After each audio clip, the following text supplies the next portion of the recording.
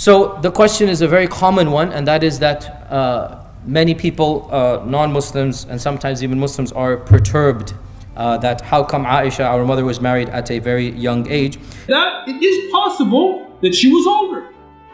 It is also possible that she was 6 at the time of engagement or 7.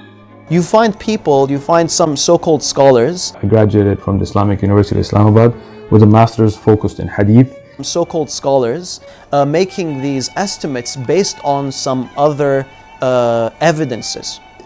Like for example, Aisha in one narration she says, I was engaged at the age of 6. In another narration she says, I was engaged at the age of 7. Sometimes she said 6, sometimes she said 7. That shows there's a difference of opinion, and therefore we cannot trust anything. But did she actually know her age or not? Allah knows best. So that's what they say, that's what they do.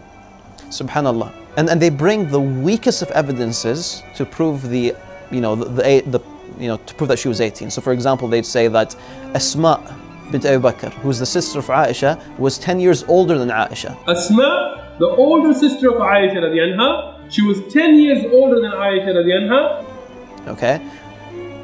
And that she was 100 years old when she passed away in the year 73 after Hijrah. At the time of death, she was 100 years of age. Prove that Asma was 100 years old. Can you find Asma saying, I was 100 years old in this year, which I'm about to die in?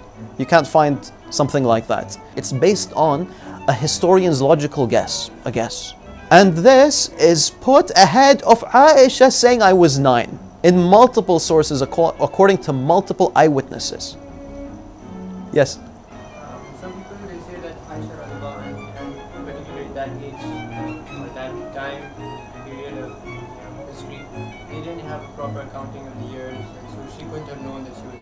That even Ibn Hajar and Tabari, they were not able to produce exact ages of when Aisha was born. Now it's very important to understand why. The Arab had no calendar. Even today, even though we have calendars today, I mean every country has a calendar. But even today, those of you born in other countries, if you ask your grandmother, how old are you? She'll tell you, well, I don't really know.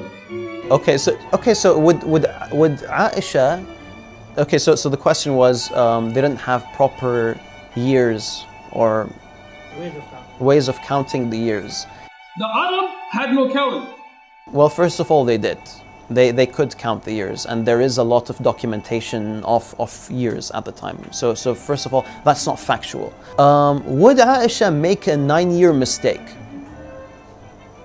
So that's just that. That's the answer to that. Would she make a 9-year mistake? She didn't know what her age was. And by the way, that's not the opinion. That is not the opinion of people who disagree with us. They don't say that Aisha did not know her age. They don't say that. So she might not have known her own age. They say that, the narrators made mistakes. There is no weak narrator. There is no ilal in the wording. There's no grammatical errors. We say the hadith is sahih. Aisha radiallahu anha said this, no doubt. But did she actually know her age or not? Allah knows best. I'm not discussing this to apologize for anything. O Muslims, don't apologize for the truth and don't distort the truth. There are Muslims that try to deny this. Oh, he didn't marry Aisha as a young girl. Ya akhi, look, that's not the way forward.